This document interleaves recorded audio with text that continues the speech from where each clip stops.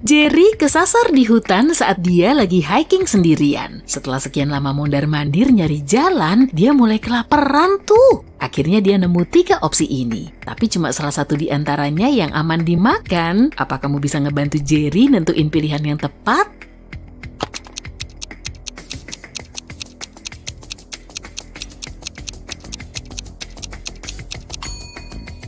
Semua jejak kaki di tanah mengarah ke semak beri, tapi nggak ada jejak kaki yang menjauh dari situ. Jadi kemungkinan besar beri ini beracun. Di dekat pisang ini ada kalajengking, jadi sebaiknya Jerry pilih pohon apel aja. Tommy lagi nyiapin barang bawaan untuk hiking. Apa kamu bisa nentuin jenis barang yang nggak perlu dia bawa?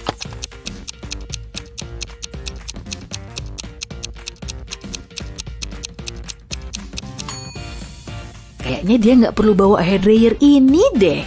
Tommy udah ngebawa senter dan kemungkinan besar dia nggak akan punya akses listrik. Jadi dia nggak perlu bawa lampu meja ini. Dia juga nggak perlu bawa alat makan berat ini. Katak ini terjebak di dasar sumur sedalam 10 meter. Tiap hari dia bisa manjat setinggi 1,5 meter, tapi tergelincir 1,2 meter ke bawah setiap malam. Berapa lama katak ini akan keluar dari sumur?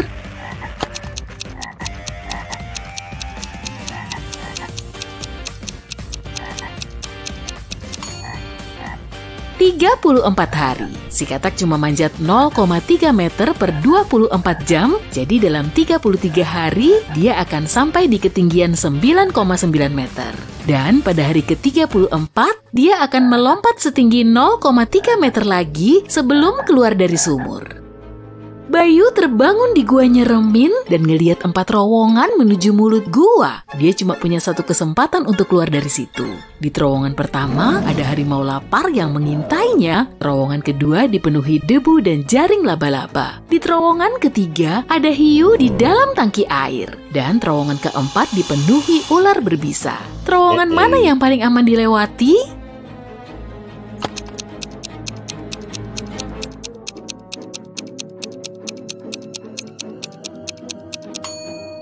Bayu harus milih terowongan kedua. Di sini cuma ada gambar jaring laba-laba, tapi nggak ada laba-labanya. Jadi dia masih tetap aman lewat terowongan ini.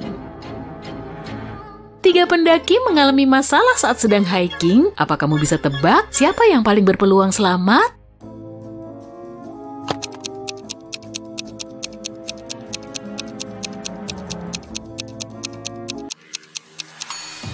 Cowok yang paling kanan. Meski nyebelin, tikus nggak mematikan. Diana terdampar di pulau terpencil setelah kapalnya rusak. Dia nggak paham dengan bahasa yang digunakan oleh penduduk lokal, tapi anehnya Diana bisa tahu istri cowok ini. Apa kamu juga tahu?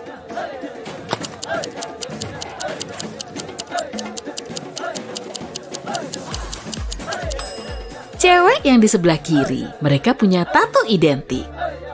Winda terjebak di perangkap peri jahat saat dia jalan-jalan di hutan. Dia nawarin kesepakatan dengan Raja Peri, kalau aku nulis umurmu di selembar kertas, kamu harus ngeluarin aku dari sini. Sang Raja mengiyakan, lalu dia memberi Winda pulpen dan selembar kertas. Beberapa saat kemudian, dia pun ngelepasin Winda. Kenapa bisa gitu ya?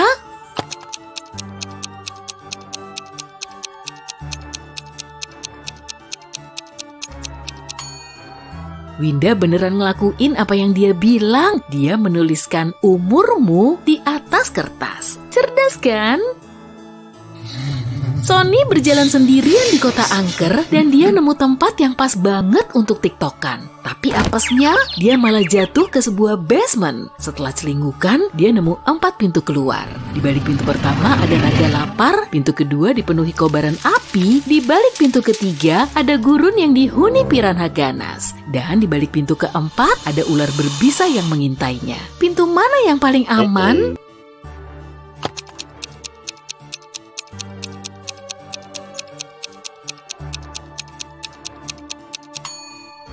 Pintu ketiga, piranha cuma hidup di air kali. Hewan ini nggak akan bisa hidup di tengah gurun. Jadi kalau Sonny memasuki pintu ketiga, dia akan tetap aman.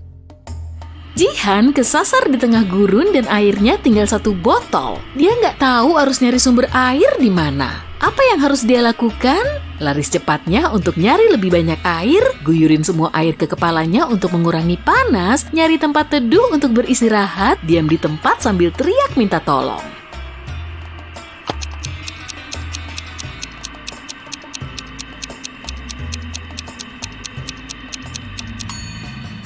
Sebaiknya berteduh dulu aja deh. Setelah hari gelap dan hawanya lebih dingin, dia bisa ngelanjutin perjalanan untuk nyari bantuan. Mita mau keliling dunia dengan jet pribadinya. Saat para kru mulai menyapanya, dia langsung tahu kalau di situ ada impostor. Apa kamu juga tahu?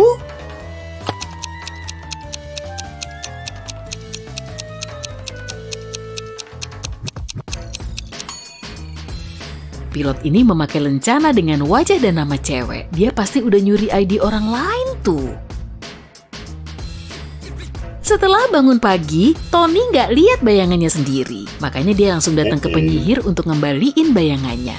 Lalu, si penyihir menawari 6 opsi ini. Tapi cuma salah satu di antaranya yang benar-benar bayangan Tony. Apa kamu bisa nebak bayangan yang tepat?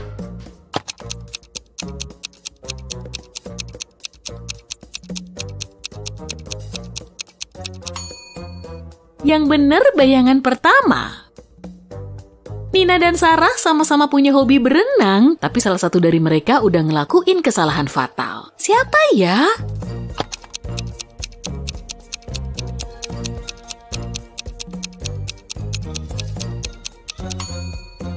Nina, tanda ini nunjukin air di sungai ini mengandung limbah beracun. Sedangkan Sarah cuma berselancar di ombak besar. Krishna dan Betty berlibur ke desa terpencil sepanjang weekend. Mereka ngelihat kebun kecil di pinggir jalan dan akhirnya membeli delima. Lalu mereka menikmati buah ini di tengah kebun, masing-masing memakan setengah delima. 10 menit kemudian, Krishna mulai mual-mual. Betty langsung membawanya ke rumah sakit untuk ditangani dokter. Lalu dokter menyimpulkan buah delima yang mereka makan mengandung racun. Padahal Krishna dan Betty menikmati makanan dan minuman yang sama sepanjang hari. Kenapa Betty nggak ikut sakit ya?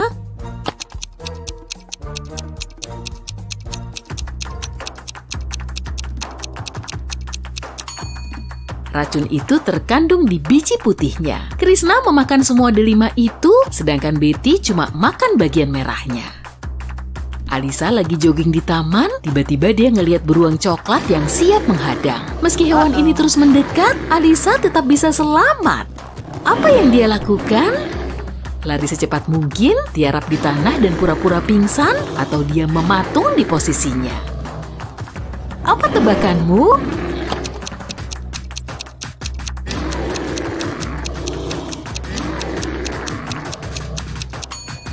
Beruang coklat biasanya cuma nyerang manusia saat mereka kaget atau terintimidasi. Saat Alisa tiarap di tanah, beruang itu nggak menganggapnya berbahaya.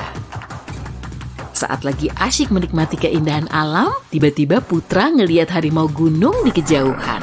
Dia berusaha tenang dan nyari tempat ngumpet. Di situ ada 3 opsi yang bisa dia pilih, tapi cuma satu di antaranya yang paling aman. Apa kamu bisa ngebantu Putra nentuin pilihan yang tepat?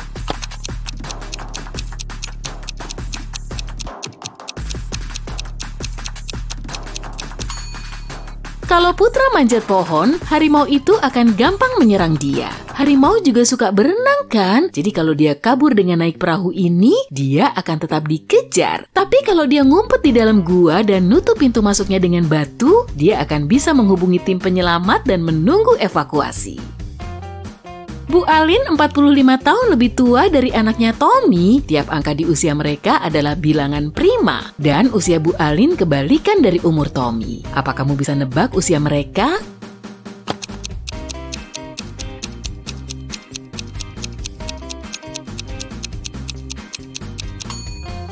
Bilangan prima yang terdiri dari 1 digit adalah 2, 3, 5, dan 7. Jadi beginilah daftar kemungkinan kombinasi usia mereka. 32 dan 23 tahun, 52 dan 25 tahun, 73 dan 37 tahun, 53 dan 35 tahun, 75 dan 57 tahun, 72 dan 27 tahun. Cuma kombinasi terakhir sesuai dengan syarat tadi, usia mereka terpaut 45 tahun, jadi Bu Alin berusia 72 tahun dan Tommy berumur 27 tahun. Arkeolog Petrus sedang menggali situs kuno di kota X. Di sana dia nemu vas antik yang mulai retak. Tapi dia juga berhasil nemu pecahan utuhnya. Apa kamu bisa nentuin pecahan vas yang sesuai?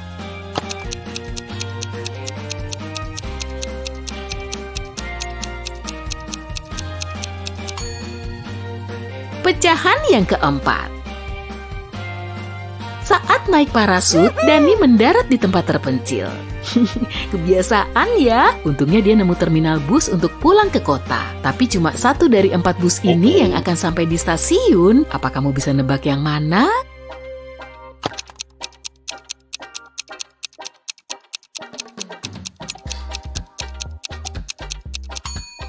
Bus kedua. Labirin ini akan lebih gampang dipecahin kalau kamu ngurutin garisnya dari tujuan akhir. Ani harus ninggalin meja kerjanya untuk ke toilet, tapi setelah dia balik, uang di dompetnya udah dicuri. Dia segera ngecek sidik jari di permukaan dompetnya, tapi cuma nemuin sidik jarinya sendiri. Keesokan harinya, dia menanyai 3 rekannya. Miko bilang, "Nggak tahu nih, kemarin aku lagi makan siang saat uangmu dicuri." Umar bilang, "Aku udah mual-mual sejak pagi hari, jadi aku pulang cepet." Lalu Wisnu mengatakan, "Kemarin aku ada rapat online dengan klien." Apa kamu bisa nebak pencurinya?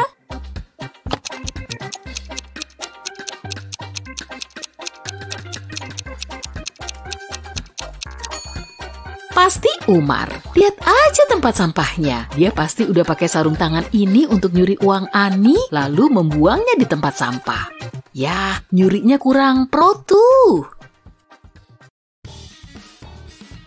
Asik, kamu sudah ada di atas pesawat kecil, di dalamnya cuma ada kamu sebagai penumpangnya. Dalam beberapa jam ke depan, kamu akan bisa rebahan santuy di atas pasir sambil menikmati minuman segar. Tapi sebelumnya, kamu perlu melewati tes heroik untuk menguji kemampuan survivalmu di alam liar. Hitung jawaban benarmu ya, dan cari tahu hasilnya di akhir video. Sesaat sebelum lepas landas, kamu mengencangkan sabuk pengamanmu. Dan tiba-tiba terjadi turbulensi. Padahal kamu lagi mimpi jadi gurita saat terjadi gempa. Pesawatmu mulai berguncang tak karuan dan barang bawaanmu terus berjatuhan. Wah, gawat nih. Segera pakai masker oksigenmu. Di luar pesawat, sambaran petir memenuhi angkasa. Dan sesaat kemudian disusul sambaran lain. Wah, ternyata kali ini bukan petir, tapi suara mesin pesawat. Pesawatmu mulai terbakar dan kamu jatuh bebas. Terdengar derit logam yang terbelah, jeritan, lalu semuanya gelap. Kamu pingsan. Saat membuka mata beberapa detik kemudian, kamu merasakan tubuhmu mulai jatuh ke tanah.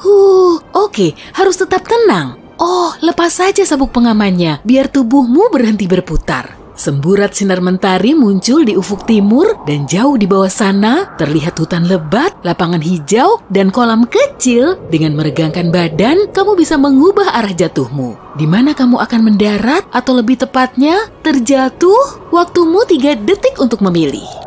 Jawaban yang paling tepat adalah hutan. Kalau kamu jatuh di air atau permukaan tanah, tubuhmu akan terluka. Tapi kalau kamu nyangsang di pohon, rantingnya akan meredammu. Kamu pun jatuh di hutan, lalu pingsan. Hari pertama, kamu kembali sadar.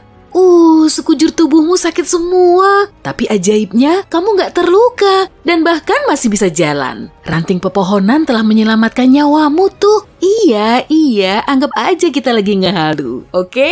Harus kemana nih? Kamu nggak punya peta maupun kompas. Tiba-tiba terdengar sayup-sayup gemericik air sungai. Jangan bengong aja, segera tentukan arah tujuanmu. Mana yang kamu pilih? Berjalan lurus, mencari lumut di pepohonan lalu berjalan sesuai arah tumbuhnya, atau menyusuri sungai? Waktumu 10 detik.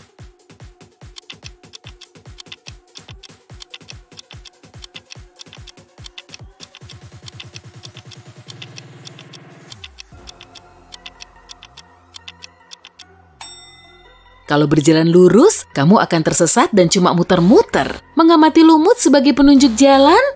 Itu sih cuma karanganku aja. Sebaiknya jalan terus di sepanjang sungai, kamu akan melihat kolam atau danau yang kemungkinan juga ada manusia, jalan, atau rampu. Hari kedua, kamu berhasil sampai di danau, tapi nggak ada tanda-tanda aktivitas manusia. Terus gimana dong? Masa harus ke hulu lagi? Di tengah perjalanan, kamu pingsan lagi. Saat kamu tersadar, cuacanya sudah mulai dingin. Kemudian, kamu minum air sungai dan mencoba menyalakan api. Kumpulkan ranting, belukar, kulit kayu birch, dan lumut kering aja kalau gitu. Sip, saat merogoh saku, kamu nemu korek gas dan kertas. Gimana caramu menyalakan api? Tumpuk ranting itu, lalu siram dengan bensin. Taruh sobekan kertas di sela-sela ranting, lalu nyalakan apinya. Susun ranting membentuk api unggun, taruh kulit pohon birch di bawahnya, lalu nyalakan. Makin dingin aja nih, buruan, waktumu cuma 7 detik.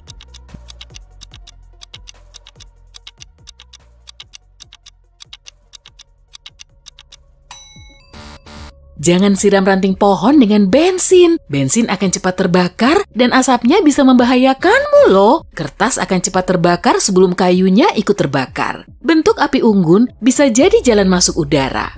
Nah, biar apinya menyala, perlu ada udara yang mengalir. Hari ketiga. Kamu sudah mulai hangat, bisa minum dan melanjutkan perjalananmu.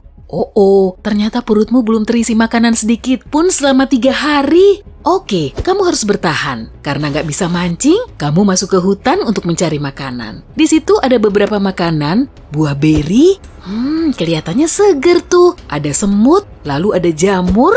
Oke, waktumu 7 detik. Pilih dengan bijak.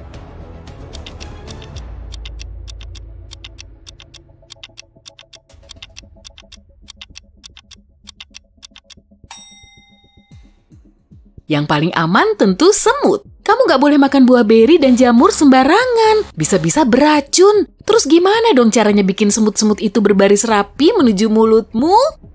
Mana aku tahu.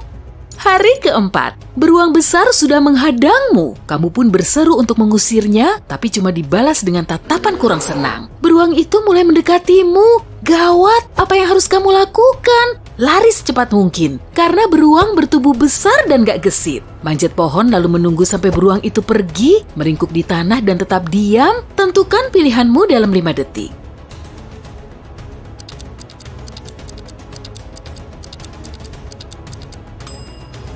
Beruang termasuk pelari ulung dan bisa memanjat pohon layaknya tupai bertubuh bongsor. Sebaiknya pura-pura mati aja. Dengan begini, beruang gak akan menganggapmu sebagai ancaman. Lalu segera pergi. Hari kelima, hujan deras mulai turun. Kamu harus berteduh di bawah pohon, membuat tempat berlindung, dan menyalakan api lagi. Dari ketiga pohon ini, di mana kamu harus berteduh? Tentukan pilihanmu dalam 7 detik sebelum basah kuyup.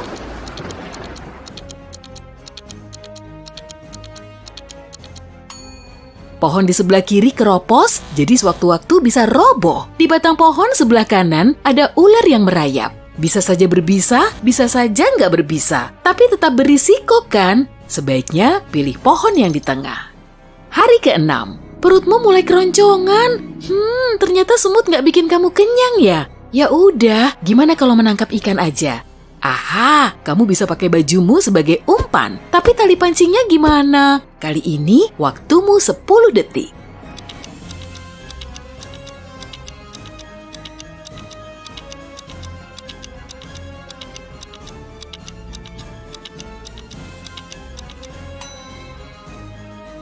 Jawabannya, tali sepatumu. Kamu bisa menyambungnya sampai panjang. Setelah memancing seharian, akhirnya kamu dapat ikan. Asik, bisa makan sushi.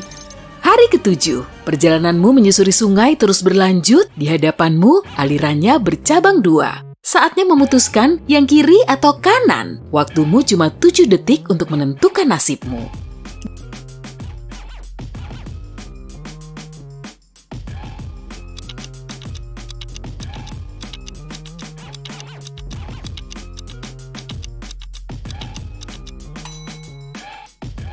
Jelas aliran yang kanan lah, ada jejak kaki serigala di aliran sebelah kiri. Sekawanan hewan liar yang lagi lapar?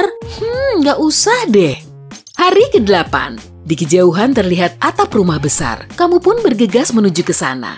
Tapi, ya apes, rumah itu sudah terbengkalai dan nyaris roboh. Tapi kamu tetap ingin masuk. Di lorongnya terdapat 3 pintu. Ada tanda bergambar ular dan laba-laba di pintu pertama. Di pintu kedua, ada tanda bergambar lubang besar yang dasarnya dipenuhi tombak. Sedangkan di pintu ketiga, terpasang tanda petir.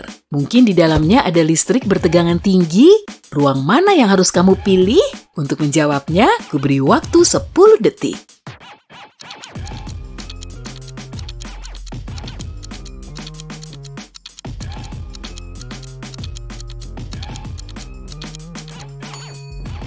Pilih pintu ketiga. Rumah itu terbengkalai, jadi kemungkinan listriknya juga mati.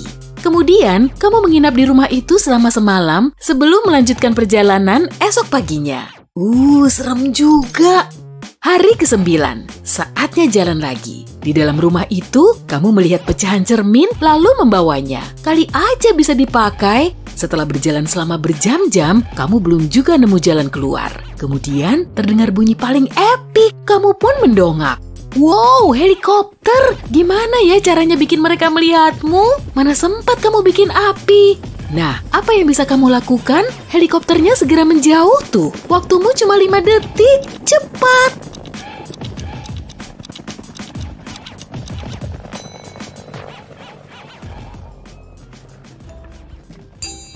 Ambil pecahan cerminmu. Kamu bisa memantulkan sinar matahari, lalu mengarahkannya ke helikopter.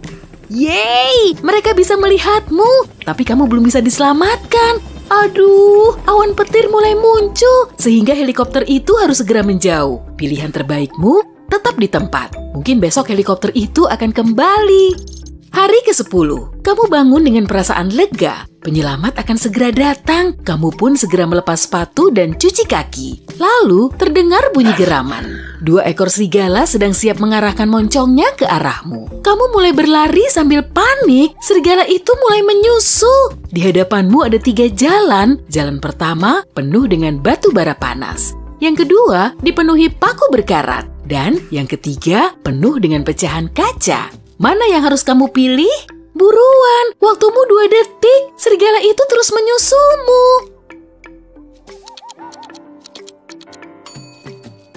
Sebaiknya pilih batu bara panas saja. Kamu sedang berlari, jadi nggak akan sempat merasa sakit. Memang panas sih, tapi kakimu akan baik-baik saja. Serigala nggak akan berani melewati batu bara, tapi tetap berada di dekat situ.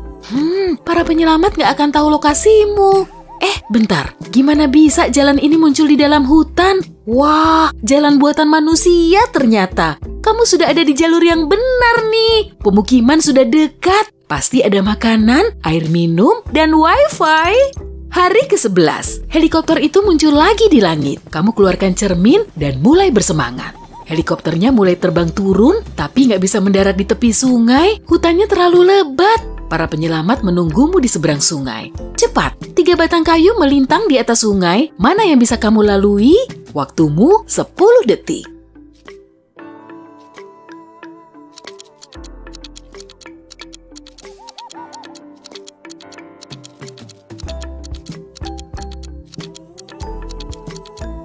Batang kayu pertama tampak lapuk, sungai bisa menghanyutkannya kapan saja. Batang ketiga ternyata, ya buaya. Kamu harus menyeberang sungai dengan batang kayu kedua.